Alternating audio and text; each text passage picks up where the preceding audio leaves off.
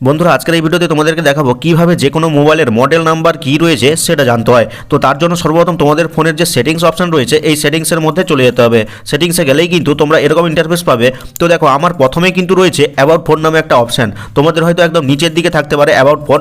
তো সেই অ্যাবাউট ফোনে ক্লিক করবে, আর যদি অ্যাবাউট ফোন না দেখতে পাও তাহলে ওপরে যে সার্চ সেটিংস রয়েছে এখানে এসে সার্চ করবে অ্যাবাউট ফোন। তো দেখতে পাচ্ছ অ্যাবাউট ফোন নামে একটা লাল অক্ষর চলে এসেছে, তো এখানে জাস্ট ক্লিক করে দিবে। ক্লিক করলে কিন্তু এরকম ইন্টারফেস পেয়ে যাবে। তো অনেক ফোনে কিন্তু এখানে সামনাসামনি কিন্তু মডেল নেম দেওয়া থাকে। আমার দেখো ডিভাইস নেম এখানে দেওয়া রয়েছে। তোমাদের যদি সামনাসামনি এখানে মডেল নেম কি রয়েছে দেখতে না পাও, দেখবে সফটওয়্যার ইনফরমেশন নামে একটা অপশন রয়েছে, ওখানে ক্লিক করবে। তো আমার এই যে অল স্পেসিফিকেশন অপশনটা রয়েছে এখানে ক্লিক করব।